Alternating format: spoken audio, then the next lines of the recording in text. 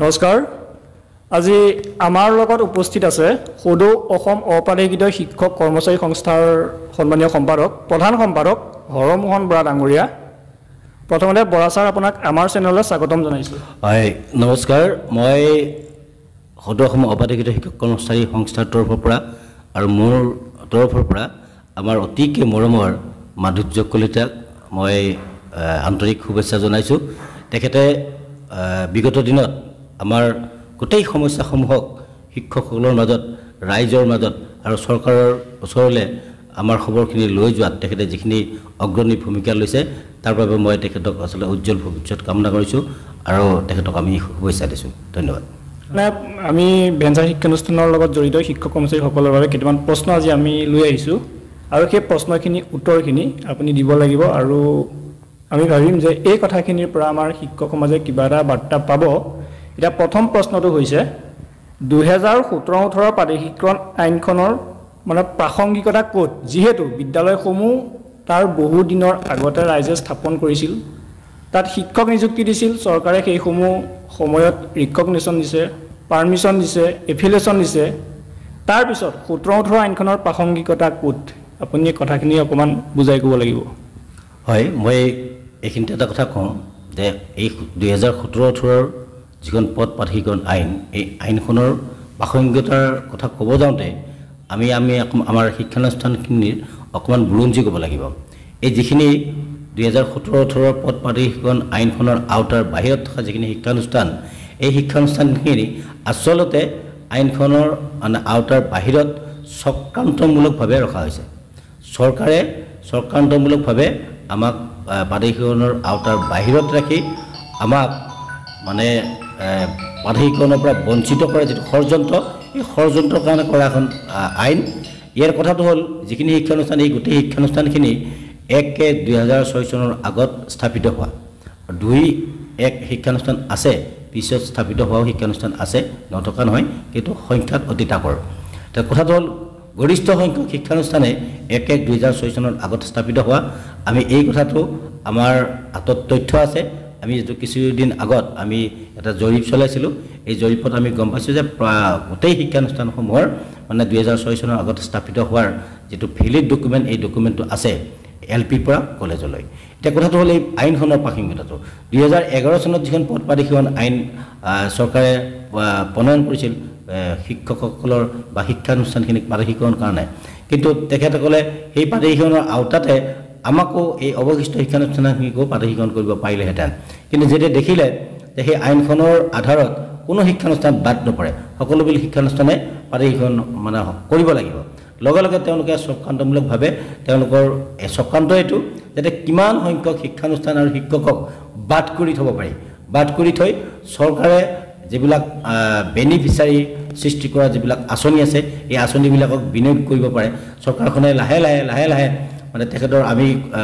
বিভাগীয় মানুহৰ লগত কথা পাতিও বুজি পাইছোঁ চৰকাৰখনৰ উদ্দেশ্যটো হ'ল যে শিক্ষা যিটো ব্যৱস্থা এই গোটেই ব্যৱস্থাটোকে ব্যক্তিগতকৰণ কৰাৰ দিশত তেওঁলোক অগ্ৰসৰ হৈ আছে আৰু সেইকাৰণে দেখা যায় প্ৰাধিকৰণৰ কথাটো বহু আগৰ পৰাই চক্ৰান্তমূলকভাৱে এই বিষয়টোক এৰাই চলি আহিব বিচাৰিছে 2017-18 যিখন পদ প্ৰাধিকৰণ আইন এই আইনখনক আমি সদৌ অসম অপাৰেগিত শিক্ষক কৰ্মচাৰী সংস্থাই বহুদিন ধৰি প্ৰচাৰ মাধ্যমৰ যোগেদিয়ে হওক বা অন্যান্য মাধ্যমৰ যোগেদিয়ে হওক আমি কৈ আহিছোঁ যে এইখন কোনো কাৰণতে পদ প্ৰাধিকৰণ আইন নহয় এইখন হ'ল যে অধিক সংখ্যক শিক্ষকক মানে হত্যা কৰা এখন আইন আৰু শিক্ষকসকলক হত্যা কৰিবলৈ চক্ৰান্তমূলকভাৱে প্ৰণয়ন কৰা এখন আইন এই আইনখনৰ কোনো প্ৰাসংগিকতা নাই মই ভাবোঁ যিহেতু এই শিক্ষানুষ্ঠানখিনি 1-2006 চনৰ আগত স্থাপিত আৰু বিভাগীয় যিকোনো আৰু যে এই শিক্ষানুষ্ঠানখিনিৰ অনুমতি স্বীকৃতি 1-2006 চনৰ পিছত পোৱা হোৱাৰ কাৰণটো কিন্তু তাৰ জগৰীয়া কিন্তু চৰকাৰ কাৰণ তেওঁলোকে বিভিন্ন সময়ত এই অনুমতি স্বীকৃতিবিলাক বিভাগীয়ভাৱে বন্ধ ৰখাৰ কাৰণে এই শিক্ষানুষ্ঠানখিনিয়ে মানে স্বীকৃতি বা অনুমতিখিনি মানে 1-6 পিছত পাবলগীয়া আছে যিখিনি শিক্ষানুষ্ঠান আমাৰ লগত জড়িত আছে এই আটাইখিনি শিক্ষানুষ্ঠানৰ হয় অনুমতি আছে নহয় স্বীকৃতি আছে এনেকুৱা ধৰণৰ শিক্ষানুষ্ঠান মই ভাবোঁ এই শিক্ষানুষ্ঠানখিনিৰ স্বাৰ্থত এই আইনখনৰ সম্পূৰ্ণ বিৰোধিতা কৰি আমাৰ শিক্ষকসকল ওলাই আহিব লাগে আমি যেটো কাৰ্যসূচী লৈছো এই কাৰ্যসূচীত অগ্ৰসৰ হৈ চৰকাৰক বাধ্য কৰিব লাগে এই শিক্ষা আইনখন যে কোনো প্ৰাসংগিকতা নাই এই আইনখনে যে আমাক শিক্ষক আৰু ছাত্ৰ ছাত্ৰী সকলোকে যে মাৰাত্মকভাৱে ক্ষতি কৰিছে এই কথাটো চৰকাৰক মানে বুজাই দিব লাগে ফুকুলা সাজেৰে নেতা বহু ওলালে ৰাইজৰ সেৱা চুৰ কৰি ৰাইজৰ সেৱা চুৰ কৰি স্বাধীনতাৰ সাৰ লোভিলো কতনা আৰুনো কিমান বাট চাবি মোৰায়ো আৰুনো কিমান বাট চাবি এতিয়া দ্বিতীয় প্ৰশ্নটো হৈছে ৰাইজে স্থাপন কৰা বিদ্যালয়সমূহ ভাঙি চৰকাৰে নতুনকৈ তাত শিক্ষক নিযুক্তি দিয়া কথাটো কিমান যুক্তিসংগত আপুনি কি ক'ব চাওক এতিয়া মই আগতে কৈছোঁ যে চৰকাৰখনে বৰ্তমান যিখন চৰকাৰ এই চৰকাৰখনে লাহে লাহে চৰকাৰী শিক্ষানুষ্ঠানবিলাকতো ধ্বংস কৰিছে এমালগেমেশ্যন বা মাৰ্চ এইবিলাক মানে পদ্ধতি লগাই মানে শিক্ষানুষ্ঠানখিনি ধ্বংস কৰাৰ চক্ৰান্ত ইতিমধ্যে কৰিছে এই ক্ষেত্ৰত কিন্তু আমাৰ অসমীয়া ৰাইজ বিশেষকৈ যিখিনি শিক্ষানুষ্ঠান ধ্বংস কৰিছে বা শেষ কৰি দিছে এই শিক্ষানুষ্ঠানখিনি অসমীয়া মাধ্যমৰ শিক্ষানুষ্ঠান এই শিক্ষানুষ্ঠানখিনিক ধ্বংস কৰি দিয়াৰ যিটো প্ৰৰোচনা চৰকাৰে কৰি আছে বা চক্ৰান্ত কৰি আছে এই ক্ষেত্ৰত মই গোটেই অসমবাসী ৰাইজক এই কথাটো আহ্বান জনাম অসমৰ দল সংগঠন যিমানবিলাক জাতীয় দল সংগঠন আছে অসম সাহিত্য সভা বা সদৌ অসম ছাত্ৰ সন্থা তেওঁলোককে ধৰি সকলোবিলাক জাতীয় দল সংগঠনক মই আহ্বান জনাম যে এই অসমীয়া মাধ্যমৰ শিক্ষানুষ্ঠানখিনি ধ্বংস কৰা যিটো চক্ৰান্ত এই চক্ৰান্তৰ বিপক্ষে সকলোৱে মাৰ বান্ধি থিয় হ'ব লাগে আৰু আমাৰ যিটো পুৰণা পদ্ধতিত শিক্ষা চলি আহিছে এই শিক্ষা পদ্ধতিৰ পুনৰ প্ৰৱৰ্তনৰ কাৰণে আমি মাত মাতিব লাগে আৰু বিশেষকৈ অসমীয়া ভাষা আৰু অসমীয়া মাধ্যম এই দুটা ৰক্ষাৰ কাৰণে আমি সকলোৱে একলগ হৈ মাৰ বান্ধি থিয় হৈ চৰকাৰৰ বিৰুদ্ধে মাত মাতাটো বৰ্তমান কিন্তু অতি প্ৰয়োজন হৈছে হয় ধন্যবাদ শুনিছোঁ এতিয়া আমি আৰু এটা কথা জানিব পাৰিছোঁ যে ভেঞ্চাৰ শিক্ষানুষ্ঠানৰ লগত জড়িত কেইবাটাও সংগঠন আছে আৰু সেই সংগঠনসমূহক আপুনি কি আহ্বান জনাব চাওক আপোনালোকে গম পায় বা আমাৰ অসমৰ ৰাইজ বা আমাৰ শিক্ষানুষ্ঠানৰ যিখিনি আমাৰ দুৰ্ভগীয়া শিক্ষক শিক্ষয়িত্ৰী আছে এই সদৌ অসম আপাতকৃত শিক্ষক কৰ্মচাৰী সংস্থাৰ লগত 1/1/6 চনৰ পিছত অনুমতি পোৱা স্বীকৃতি পোৱা বা 1/1/6 আগত স্থাপিত হোৱা LP পৰা কলেজলৈ সকলোবিলাক শিক্ষানুষ্ঠান আমাৰ লগত জড়িত আছে তাৰপিছতে 2013 চনত যি চক্ৰান্তমূলকভাৱে কিছু শিক্ষকক মানে চৰকাৰে আইনখনত থকা কিছুমান অনমনীয় ধাৰা উপধাৰা সন্নিৱিষ্ট কৰি এই আইনখনত কিছুমান শিক্ষকক বঞ্চিত কৰিছে তেখেতসকল LP পৰা কলেজলৈ যিমানবিলাক শিক্ষক গোটেই শিক্ষকবিলাক আমাৰ এই সংস্থাটোৰ লগত জড়িত আছে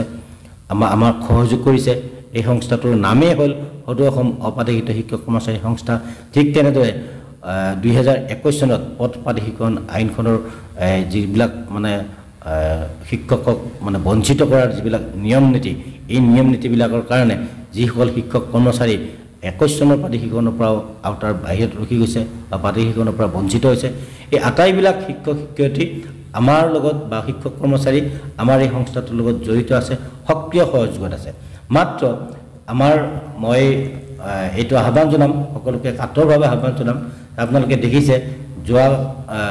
28 মাৰ্চত আমি যেটো কাৰ্যসূচী ললো ইয়াতে দেখিছে যে শিক্ষকসকল সদল বলে মই গোটেই শিক্ষকবিলাকক লগ পাইছো যে LP পৰা কলেজলৈ শিক্ষানুষ্ঠানৰ শিক্ষক বা 13 চনত বঞ্চিত 21 চনত বঞ্চিত সকলোবোৰ শিক্ষক আছে তেওঁলোকে এতিয়া তেওঁলোকৰ নিজৰ যিবিলাক সৰু এটা ইস্যুলৈ গঠিত হোৱা যিবিলাক দল সংগঠন শিক্ষকৰ দল সংগঠন আছে বা সন্থা আছে এইবিলাকৰ কথা চিন্তা কৰা নাই সকলোৱে ভাবিছে শিক্ষকসকলে ভাবিছে যে আমি একত্ৰিতভাৱে যদি আমি যুঁজ দিওঁ তেতিয়া আমি আমাৰ ন্যায্য প্ৰাপ্তি যেটো আমাৰ পথ এই পথটো প্ৰশস্ত হ'ব এই কথাটো সকলোৱে উপলব্ধি কৰি 28 তাৰিখৰ যেটো কাৰ্যসূচী এই কাৰ্যসূচীটোৱে প্ৰমাণ কৰি দিয়ে যে শিক্ষকসকলে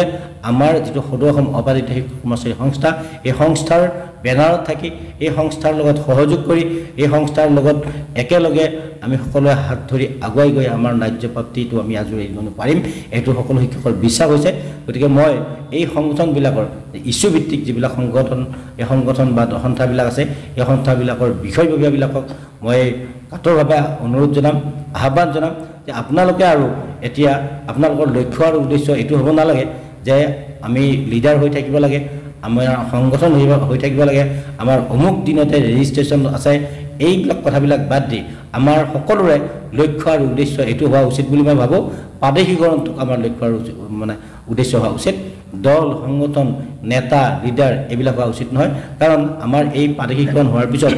আমাৰ আৰু মানে কৰিবলগীয়া বা একো কাম নাথাকে। আমাৰ উদ্দেশ্যই যিহেতু প্ৰাদেশিকৰণ, গতিকে আমি যিহেতু ৰাজনীতি নেখেলোঁ, নিৰ্বাচন নেখেলোঁ, গতিকে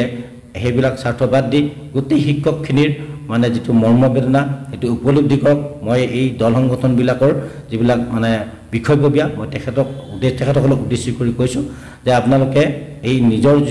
মানে যিবিলাক ঠেক মনোবৃত্তিৰ যিটো মনোভাৱ এইটো বাদ দি এটা বহল দৃষ্টিভংগী লওক। আমি সকলোৱে হাতে হাত ধৰি আগুৱাই গৈ চৰকাৰৰ এই বৰ্তমান যিখন চৰকাৰ আপোনালোকে গম পায় যে এই চৰকাৰখনে আমাক কি কৰিবলৈ গৈ আছে, তেনেকুৱা ক্ষেত্ৰত আমি যদি একত্ৰিত হৈ এই সংগ্ৰামখনক যদি আগুৱাই নিনিওঁ আৰু যদি আমি চৰকাৰক এনেকুৱা এটা মানে বলিষ্ঠ এটা আমি এটা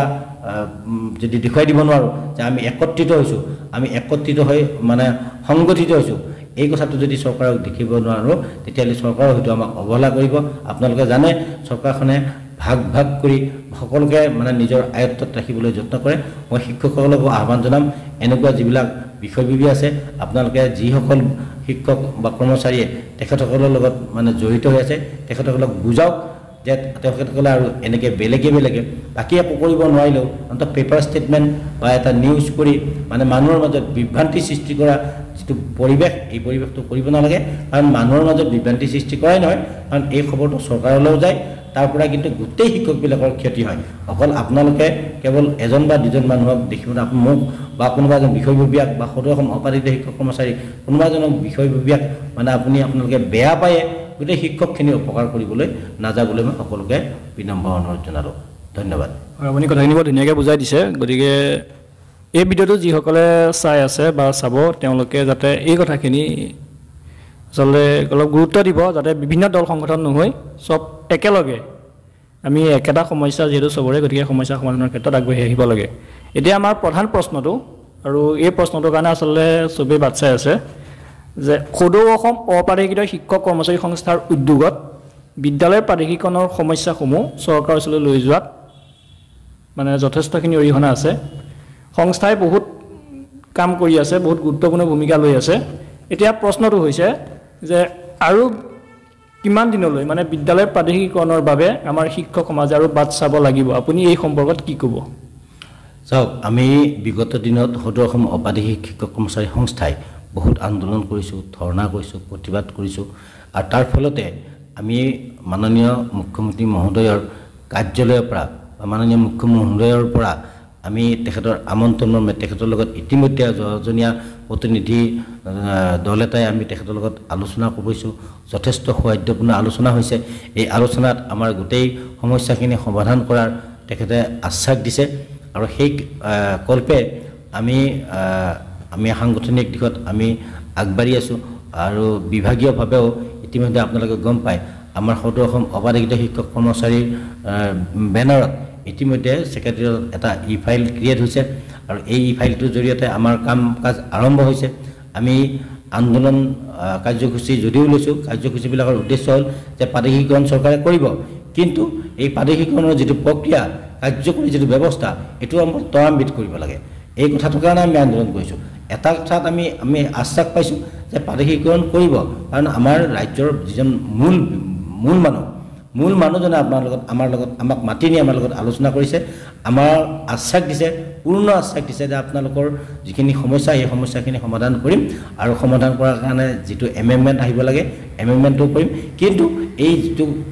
এমেণ্ডমেণ্টৰ যিটো কাৰ্যকৰী ব্যৱস্থা এইটো বিলম্ব হোৱাৰ কাৰণে আমি আন্দোলন কৰিছোঁ বা প্ৰতিবাদ কৰিছোঁ যে আমাক আৰু মানে অপেক্ষা কৰি থকাৰ যিটো মানে এইটো আমাৰ নাই, মানসিকতা নাই। গতিকে আমাক ত্বৰান্বিতভাৱে আমাৰ কামখিনি কৰি আমাক প্ৰাদেশিকৰণৰ আওতালৈ আনিব লাগে। মই সকলো শিক্ষক কৰ্মচাৰী, আমাৰ দুৰ্ভগীয়া শ্ৰদ্ধাৰ শিক্ষক কৰ্মচাৰীসকলক মই আহ্বান জনাম, আপোনালোকে অধৈৰ্য নহ'ব। ইতিমধ্যে 28 তাৰিখৰ আপোনালোকে গম পায়, 28 তাৰিখে প্ৰচাৰ মাধ্যমতো প্ৰচাৰ হৈছে আমাৰ আন্দোলনস্থলীলৈ মাননীয় এজন অসম চৰকাৰৰ উচ্চপদস্থ শিক্ষা বিষয়া আহিছিল, যুটীয়া সম্পাদক পৰ্যায়ৰ। তেখেতে আহি আমাক মুখ্যমন্ত্ৰীৰ পৰা অনা খবৰখিনি আমাক দিছে যে 6 এপ্ৰিলত দিনৰ 11 বজাত আমাৰ সংস্থাৰ লগত এটা যুটীয়া আলোচনা হ'ব, য'ত বিভাগীয় শিক্ষা বিভাগৰ মানুহ থাকিব, উচ্চপদস্থ বিষয়া আৰু বিভাগৰ মন্ত্ৰী থাকিব, মাননীয় মুখ্যমন্ত্ৰী মহোদয় থাকিব। আমি সকলোৰে উপস্থিতিত নিশ্চয় 6 তাৰিখে এনেকুৱা এটা সিদ্ধান্ত হ'ব, আমি আশা কৰোঁ ভগৱানৰ ওচৰত বা আল্লাহৰ ওচৰত সকলোকে প্ৰাৰ্থনা জনাবলৈ আমি আহ্বান জনাম, যাতে সেইদিনাখন এটা সুস্থিৰ সিদ্ধান্ত হয় আৰু সেইদিনাই যাতে আমাৰ আলোচনাৰ শেষ আৰু সিদ্ধান্তৰ শেষ হয় আৰু সেইদিনাখনে জানে আমি প্ৰাদেশিকৰণৰ যিটো প্ৰক্ৰিয়া, এই প্ৰক্ৰিয়াটো সিদিনাৰ পৰাই আৰম্ভ হ'ব বুলি আমি আশাবাদী। আপোনাক বহুত ধন্যবাদ জনাইছোঁ। আপুনি গোটেই কথাখিনি ধুনীয়াকৈ বুজাই দিছে আৰু আমি আশা কৰিম যে এই কথাখিনিৰ পৰা আমাৰ ভেঞ্চাৰ শিক্ষানুষ্ঠানৰ জড়িত সকলো শিক্ষকে কথাখিনি ভালদৰে জানিব পাৰিব, বুজিব পাৰিব। আৰু এইখিনি আমি আজিৰ এই ভিডিঅ'টো সামৰিব বিচাৰিছোঁ। গতিকে শেষত আপুনি এই ভিডিঅ'টো মানে এই কথাখিনি, আপোনাৰ এই কথাখিনি আৰু সংস্থাৰ যিখিনি কথা, সেই কথাখিনি যদি মানে চৰকাৰৰ ওচৰত গৈ পোৱাত সহায় হোৱাকৈ আপুনি যদি অকণ লাইক, কমেণ্ট, শ্বেয়াৰ কথাটো কৈ দিয়ে। হয়, মই এই কথা মই সকলোকে হাতযোৰ কৰি প্ৰাৰ্থনা জনাইছোঁ। আপোনালোকে চিনি পায় মাধুৰ্য কলিতা আমাৰ অতিকে মৰমৰ, এখেতে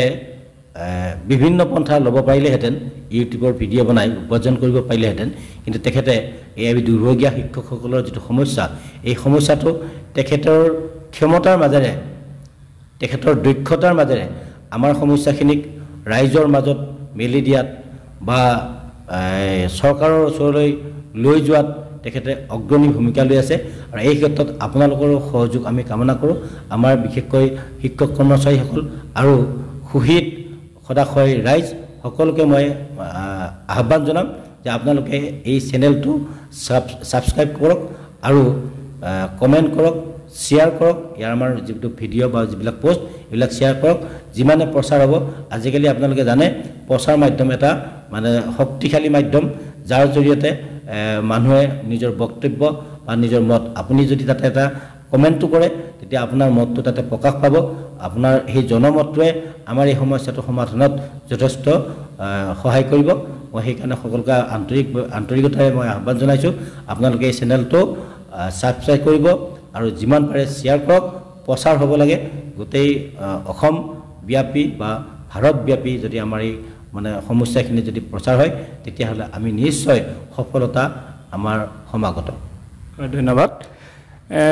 আকৌ কৈছোঁ, আমাৰ ফালৰ পৰা কৈছোঁ, আপোনালোকে এই ভিডিঅ'টো যিমান পাৰে সিমান শ্বেয়াৰ কৰি দিব, যাতে এই কথাখিনি অসম চৰকাৰৰ ওচৰত গৈ পায়গৈ আৰু সকলো শিক্ষকে গোটেই কথাখিনি ভালদৰে জানিব পাৰিব। এইখিনি আজি এই ভিডিঅ'টো সমাপ্ত কৰিছোঁ। বছ আপোনাক বহুত ধন্যবাদ জনাইছোঁ আমাক এই সময়কণ দিয়াৰ বাবে।